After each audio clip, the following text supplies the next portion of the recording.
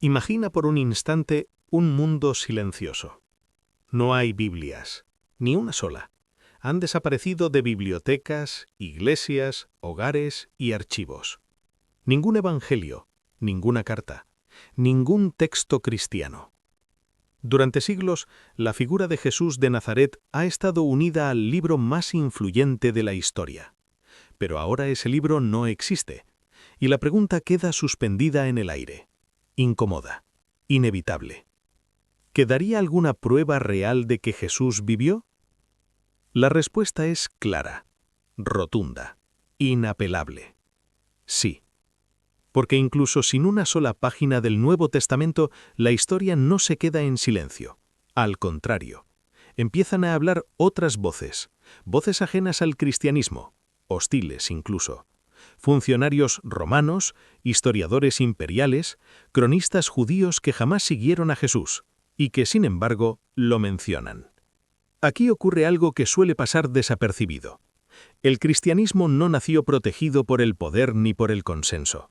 Nació bajo sospecha, y precisamente por eso sus huellas quedaron registradas en documentos que no pretendían defender la fe, sino explicar un problema político, social y religioso que Roma no entendía.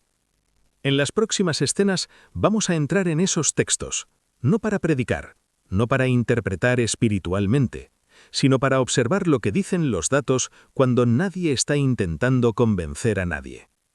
Quédate hasta el final, te daré una guía práctica para ordenar el corazón. Vamos allá. Roma no ignoraba lo que ocurría en sus provincias. El imperio vivía de la información. Gobernar significaba saber quién se movía, quién hablaba, quién alteraba el orden. En el siglo I, Judea no era un rincón irrelevante del mapa. Era una región incómoda, religiosamente tensa, políticamente inestable, vigilada de cerca por prefectos, legiones y burócratas que debían rendir cuentas a Roma. Para el poder imperial, el cristianismo no nació como una fe, nació como un problema. No porque fuese numeroso al principio, sino porque era extraño. No encajaba, no rendía culto al emperador, no respetaba los dioses tradicionales, y hablaba de un ajusticiado como si siguiera vivo. Roma era pragmática. No perseguía ideas por capricho, pero sí cualquier movimiento que amenazara la Pax Romana. Y cuando algo así surgía, quedaba registrado, no en textos religiosos, en informes, en cartas oficiales, en crónicas históricas. Aquí se produce un giro fundamental. Porque cuando los cristianos aparecen en los documentos romanos, no lo hacen como autores, sino como objeto de análisis. Son observados desde fuera, descritos por hombres cultos, formados en la administración imperial, que no tenían ningún interés en engrandecer su causa. Y sin embargo, al intentar explicar por qué este grupo resultaba tan problemático, terminan mencionando a su origen, a su fundador, a un hombre concreto, ejecutado décadas antes. Para Roma, los hechos importaban más que las creencias. Y precisamente por eso, su testimonio pesa. Antes de entrar en nombres propios, conviene entender esto. Si Jesús nunca hubiera existido, si su muerte hubiera sido una invención tardía, Roma no habría tenido nada que registrar. El silencio habría sido total. Pero no lo fue. Hay nombres que cuando aparecen en un texto antiguo, cambian el valor de todo lo que se dice a continuación. Uno de ellos es Cornelio Tácito. No fue un propagandista, no fue un cronista marginal, fue senador, cónsul, y está considerado por los propios historiadores modernos como uno de los mayores historiadores que produjo Roma. Tácito escribió para explicar el poder, para analizar sus excesos, sus errores y sus sombras. Y al hacerlo, dejó constancia de uno de los episodios más oscuros del reinado de Nerón, el gran incendio de Roma. En ese contexto, no en un tratado religioso, sino en una investigación política, aparece una referencia incómoda: los cristianos, un grupo despreciado, sospechoso, al que Nerón culpa del desastre. Y es entonces cuando Tácito, casi de paso, aclara quiénes eran y de dónde venían. En sus Anales, libro 15, capítulo 44, escribe que el nombre de cristianos proviene de Cristo, quien fue ejecutado bajo el reinado de Tiberio por sentencia del procurador Poncio Pilato. No hay elogio, no hay defensa, no hay simpatía. Tácito desprecia abiertamente a los cristianos, los califica como una superstición peligrosa y dañina. Y precisamente por eso, su testimonio tiene un peso extraordinario. Aquí se revela una tensión más profunda, porque un hombre que detesta a un grupo no tiene ningún motivo para inventar datos que lo legitimen. Al contrario, si hubiera podido negar su origen, lo habría hecho, pero no lo hace. Da por sentado un hecho que para él y para sus lectores romanos no era discutible. Jesús existió y fue ejecutado por orden romana. Décadas después de la crucifixión, en el corazón del imperio, un historiador oficial confirma lo esencial: sin fe, sin Biblia, sin intención apologética. Solo historia. Si el testimonio romano confirma la ejecución, el mundo judío aporta otra pieza esencial: la memoria social. Porque Judea no era una provincia cualquiera, era una tierra donde la palabra escrita convivía con la tradición oral, donde los acontecimientos relevantes no se olvidaban con facilidad. En ese contexto aparece una figura clave: Flavio Josefo, judío, sacerdote, aristócrata de Jerusalén, testigo directo de la guerra contra Roma y, tras su derrota, historiador al servicio del imperio. Josefo no escribió para cristianos, escribió para romanos cultos que querían entender a los judíos. Su objetivo era explicar costumbres, tensiones internas, líderes religiosos y movimientos que habían sacudido la región durante décadas. Y al hacerlo, menciona a Jesús, no como mito, no como símbolo, sino como una figura pública reconocible. En sus Antigüedades judías, al narrar los acontecimientos del siglo I, Josefo describe a Jesús como un hombre sabio, autor de obras sorprendentes, seguido por muchos judíos y también por gentiles. No entra en teología, no predica, se limita a constatar su impacto. Pero hay un detalle aún más sólido. En otro pasaje, al relatar un conflicto interno en Jerusalén, Josefo menciona la ejecución de Santiago, y para identificarlo añade una precisión clave: el hermano de Jesús, llamado el Cristo. Aquí no hay interpolaciones posibles que lo desdibujen todo. Aquí no hay discurso religioso. Hay una referencia incidental, casi administrativa, que presupone algo fundamental: que Jesús era una figura lo suficientemente conocida como para servir de referencia identificativa. Aquí se revela una tensión más profunda. Para Josefo, Jesús no era el centro del relato, era parte del paisaje histórico. Y precisamente por eso, su mención tiene un valor extraordinario. Confirma que Jesús vivió, fue conocido, tuvo seguidores y dejó una huella reconocible en la Judea del siglo I. Sin Biblia, sin fe, sin intención de convencer, solo memoria histórica. Cuando se colocan una junto a otra, las piezas empiezan a encajar con una claridad incómoda. Roma aporta el dato jurídico, Judea conserva la memoria social, y ambas coinciden sin ponerse de acuerdo. No hablamos de textos marginales ni de rumores tardíos.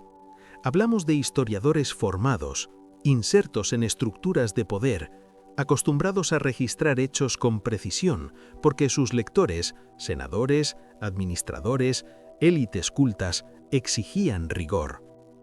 Desde ángulos distintos, los documentos no cristianos confirman lo esencial. Primero, Jesús existió como personaje histórico real, no como leyenda, no como construcción simbólica posterior. Segundo, fue ejecutado bajo autoridad romana, durante el gobierno de Tiberio, mediante una sentencia oficial dictada por Poncio Pilato. No murió en la clandestinidad ni en el mito, sino en el aparato legal del imperio. Tercero, tras su muerte surgió un movimiento identificable, persistente y sorprendentemente resistente, cuyos miembros se definían por su vínculo con él. Aquí ocurre algo que suele pasar desapercibido. Estos autores no discuten si Jesús fue el Mesías, no les interesa. Tampoco debaten su mensaje espiritual. Registran un hecho previo a toda teología. Su impacto histórico fue real, verificable y lo bastante fuerte para dejar una huella en archivos hostiles. La historia secular no intenta defender la fe, pero al hacerlo, sin pretenderlo, elimina una objeción fundamental. Jesús no pertenece al terreno de lo legendario, pertenece al terreno incómodo de lo ocurrido. Y a partir de aquí surge una pregunta nueva, no sobre si existió, sino sobre qué ocurrió después de su muerte para que su nombre no se diluyera, sino que se expandiera. Hasta ahora, la historia ha hablado con una voz fría. Documentos, archivos, cronistas que no creían, que no seguían, que no adoraban. Roma confirmó la ejecución, Judea conservó la memoria, y el movimiento no desapareció. En este punto conviene detenerse un instante, no para cerrar nada, no para concluir, sino para tomar conciencia del terreno que estamos pisando. Porque lo que estamos recorriendo aquí no es un argumento devocional, es una línea histórica sólida, trazada por testigos indirectos, por observadores externos, por hombres que jamás imaginaron que sus escritos serían leídos 2000 años después para responder a una pregunta tan simple como incómoda. ¿Existió realmente Jesús? Si quieres que la Biblia sea historia viva hoy, suscríbete a Jesús de Nazaret, Historia Viva. Y seguimos, porque aún falta una pieza decisiva, una que no solo habla de que Jesús vivió o murió, sino de algo mucho más difícil de explicar para el mundo antiguo. ¿Qué hacían exactamente sus seguidores cuando se reunían? ¿Y a quién dirigían su adoración? Aquí la historia vuelve a incomodar. Roma podía tolerar muchas cosas: cultos locales, rituales extraños, divinidades exóticas traídas de Oriente. El imperio estaba acostumbrado a absorber dioses, pero había una línea que no se cruzaba: la adoración exclusiva. En el año 112 después de Cristo, más de 80 años después de la ejecución de Jesús, un funcionario romano se encuentra con un problema administrativo, no teológico, no filosófico, un problema práctico. Su nombre es Plinio el Joven, gobernador de la provincia de Bitinia Ponto, responsable directo de mantener el orden y aplicar la ley imperial. Plinio no sabe muy bien qué hacer con los cristianos, no los entiende, no sabe si castigarlos, tolerarlos o ignorarlos, así que hace lo que haría cualquier burócrata romano competente: escribe al emperador Trajano y le explica exactamente qué ha descubierto. Y lo que describe es revelador. Plinio afirma que los cristianos se reúnen un día fijo, antes del amanecer, que cantan himnos de forma alternada, y que esos himnos no van dirigidos a Júpiter, ni a Marte, ni al emperador, van dirigidos a Cristo. Y aquí está el detalle decisivo. Plinio aclara que lo hacen como a un dios. No está citando un credo, no está transmitiendo una tradición cristiana. Está informando de un hecho observable, confirmado bajo interrogatorio, incluso bajo amenaza de castigo. Esto altera todo el contexto, porque Plinio escribe como romano, y para un romano adorar a un hombre ejecutado como criminal era algo incomprensible, escandaloso, irracional. Y sin embargo, no lo cuestiona, lo registra. Aquí la historia secular confirma algo que muchos consideran una invención tardía. que la divinidad de Jesús no fue una idea desarrollada siglos después, sino una convicción presente desde las primeras generaciones. Antes de concilios, antes de teología sistemática, antes de que el cristianismo tuviera poder. Para Roma, aquello no era un mito, era un problema real. Hay una idea que se repite con frecuencia en el debate moderno, que la divinidad de Jesús fue una construcción lenta, una exageración progresiva, una leyenda elaborada con el paso de los siglos. La historia, sin embargo, no coopera con ese relato. Cuando Plinio escribe su carta, el cristianismo no es una religión poderosa, no tiene templos, no tiene influencia política, no tiene protección legal. Sus miembros son artesanos, esclavos, comerciantes, mujeres y hombres comunes, personas sin capacidad alguna para imponer una narrativa al imperio. Y aún así, ya creen algo extraordinario. No veneran a Jesús como a un héroe del pasado. No lo recuerdan solo como un maestro moral. No lo honran como a un mártir ejemplar. Lo adoran. Y lo hacen de una forma que Roma entiende perfectamente, cantándole himnos como a un dios. Aquí está el punto que resulta difícil de esquivar. En el mundo antiguo, la divinización tardía era común. Emperadores muertos, héroes mitológicos, figuras legendarias del pasado remoto. Pero Jesús no encaja en ese patrón. Su muerte estaba demasiado cerca. Su ejecución era pública, vergonzosa, documentada. Y aún así, en apenas 1 o 2 generaciones, sus seguidores lo sitúan en el centro de su culto. Esto no es una evolución lenta, es una convicción temprana. Aquí se revela una tensión más profunda. O bien los primeros cristianos estaban dispuestos a sufrir persecución, pérdida de bienes y muerte por algo que sabían que era una invención, o bien creían que algo real, decisivo, había ocurrido tras la ejecución. La historia no puede pronunciarse sobre lo sobrenatural, pero sí puede marcar los límites de lo plausible. Y lo plausible es esto: la fe en la divinidad de Jesús no nace en los concilios, nace en los primeros encuentros, en las primeras reuniones al amanecer, en comunidades que no ganaban nada y arriesgaban todo. Llegados a este punto, la evidencia ya no está dispersa, está alineada. Procede de mundos distintos, de autores que no se conocieron entre sí, de contextos políticos, culturales y religiosos incluso enfrentados, y aún así, converge. Sin recurrir a un solo texto cristiano, la historia secular confirma 3 hechos que ningún análisis serio puede eliminar. Primero, Jesús de Nazaret vivió, no como símbolo, no como construcción literaria, sino como un hombre real, situado en un tiempo concreto, en una provincia concreta del Imperio Romano. Segundo, fue ejecutado por orden romana, bajo el gobierno de Tiberio, mediante una sentencia dictada por Poncio Pilato. No murió en la ambigüedad, murió en el engranaje legal del poder imperial. Y tercero, tras su muerte, sus seguidores no se disolvieron, no reinterpretaron su figura como un recuerdo inspirador, no lo relegaron al pasado, lo adoraron.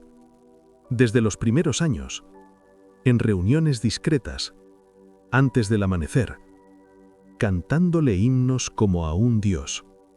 Aquí ocurre algo que suele pasar desapercibido. Estos 3 hechos no proceden de creyentes defendiendo su fe, proceden de observadores externos intentando entender un fenómeno que no encajaba en sus categorías. Roma no quiso crear a Jesús. Judea no quiso divinizarlo. Y sin embargo, ambos lo registraron. La historia no afirma que Jesús sea Dios, pero sí deja claro algo decisivo.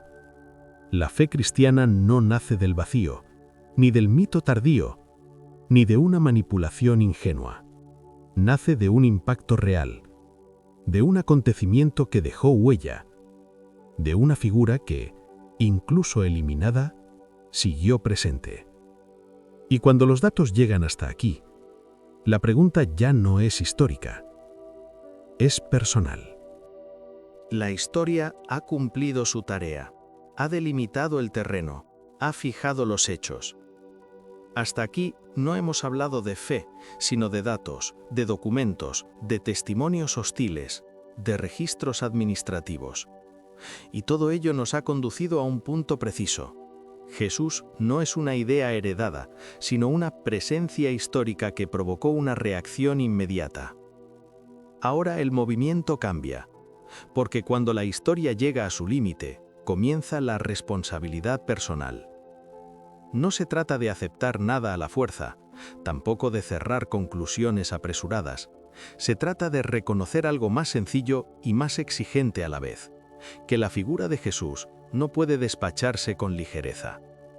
Si vivió, si fue ejecutado, si fue adorado como Dios desde el principio, entonces su impacto no pertenece solo al pasado. Aquí se abre una guía silenciosa, práctica, no doctrinal. La historia nos invita a hacer 3 cosas muy concretas. Primero, detener el ruido. Durante siglos se ha hablado sobre Jesús desde todos los ángulos posibles.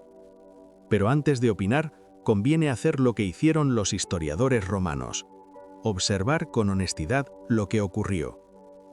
Segundo, tomar en serio la pregunta. No decidir aún, no creer todavía si no se quiere, pero tampoco trivializar, porque lo que emerge de estos datos es una figura que obliga a posicionarse, aunque sea para descartarla. Y tercero, ordenar el interior.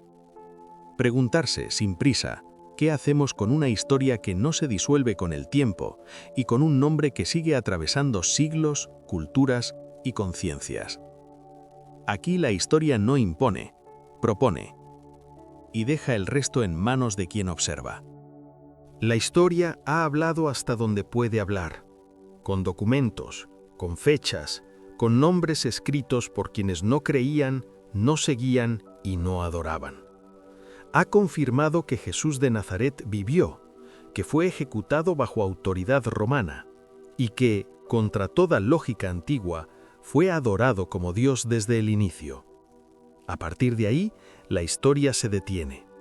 No porque falten datos, sino porque ya no le corresponde avanzar más. El resto no pertenece a los archivos ni a los historiadores, pertenece al espacio interior donde cada persona decide qué hacer con lo que sabe. Jesús no entra en la historia como una idea cómoda, entra como una figura que resiste el paso del tiempo, incluso cuando se intenta reducirla, silenciarla o relegarla. La Biblia podrá desaparecer en un experimento mental, los templos podrán caer, las tradiciones podrán discutirse, pero los hechos registrados permanecen. Y cuando la historia secular confirma tanto sin proponérselo, ya no estamos ante una cuestión de ignorancia, sino de honestidad. Aquí termina el recorrido histórico, no con una conclusión cerrada, sino con una puerta abierta.